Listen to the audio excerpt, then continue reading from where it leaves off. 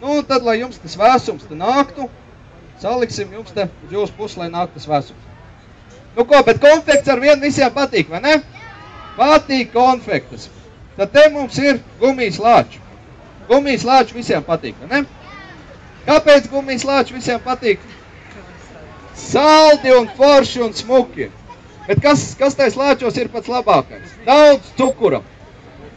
Un, lai būtu daudz cukura, nu, bet mēs nezinām, cik tad daudz tā cukura ir. Līdz ar to te mums ir tāda burvīga iekārta, kas pārbaudīs to, vai ir vispār cukurs un cik tad daudz ir cukuru. Tagad visi, kas mums ir tuvu, paejam 2 solīšus atpakaļ, lai jūs labāk redzētu, kā darbojās. Tad ļoti labi redzēsiet. Nu, lūk, te mums viens lācītis un metam iekārtā iekšā. Nu, kā redzat, lācītis ir lēkājošs, viņš pa brīdim arī izlec ārā. Bet, nu, tā cukura tai lācīti ir, nu, makten daudz. Bet, kā jūtat, citi saka, ka pēc sēra, bet vispār jau pēc cukura smaržo. Un tad tas lācītis mums deva, te tas cukurs parādās. Kā redzat, jā, daudz tā lācīti cukura ir. Jā, nu ko, Klāva, Artur, man liekas, ka mums būs jāiet jauns lāčus pirkt. Bet, lai jauns lāčus pirktu, ko vajag? Naudu vajag, visi ļoti labi zina. Un mēs jums gribam parādīt to, ka Latvijas nauda ir vislabākā nauda pasaulē. Ūdenī neslīgst, ugunī nedeg, nu pati labākā nauda. Es saprotu, ka, protams, te ir daudz drosminieku, kas ir gatavi ziedot savu papīru naudu, bet, nu, es ņemšu no savu maka 20 lapus. Puika redz grib pārbaudīt, apskatīties, vai ir īsti, bet mums ir bijis tā, ka pirmie 2 apskatās, 3. jautā, kur tā nauda ir aizgājusi. Nezinu, kāpēc, bet nu kaut kā tā nav. Tad, lai jūs ticētu, ka nauda ir īsta, visi zina, ka naudā ir tāda lieta kā ūdenszīme, ne? Zina visi tā. Kāpēc ūdenszīme? Tāpēc, ka ūdenī, te mums ir ūdens, tas pats, kas te no Daugavas smelts.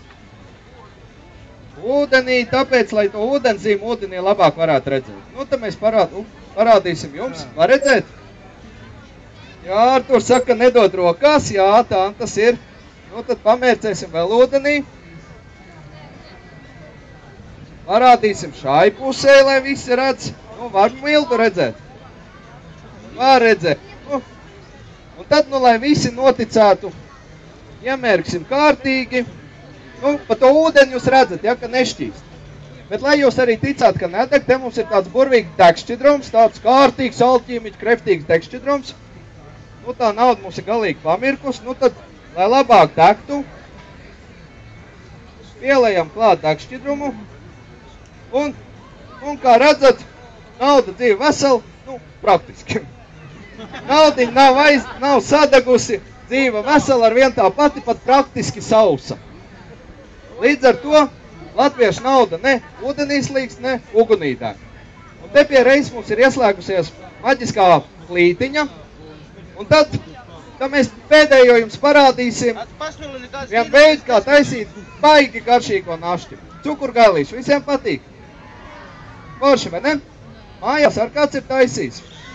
Ir taisījis. Citi ir, citi nav.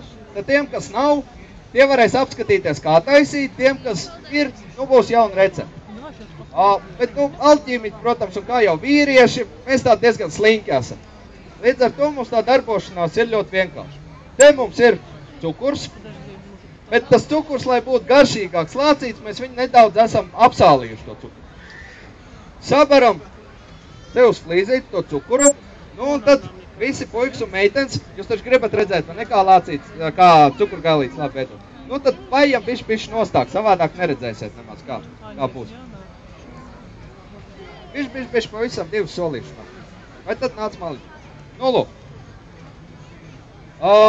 Un tad, lai cukurgailīti izveidotu, cukurs mums ir, vēl vajag vienu burvju pilienu maģiskā cukura sīrupa. Tad ar 1 pilienu cukura sīrupa mūsu maģiskais burvju cukurgailītis izveidojas. Bišķi vēl liesmo, tas nekas. Bišķi vēl deg tur kaut kas. Bet, nu, smaržo pēc cukura, vai ne? Visi jūt, ka smaržo pēc cukura. Oi, kā smaržo pēc cukura. Izskatās tāds, mazāk ēdams, bet pēc cukura smaržu. Līdz ar to mēs novēlam jums gatavot labāk nekā mēs gatavojam, mazgāt traukus, lai nesanāk visādas neveiklības un izbaudīt šos svētkus līdz pašai pusnaktī. Paldies par uzmanību!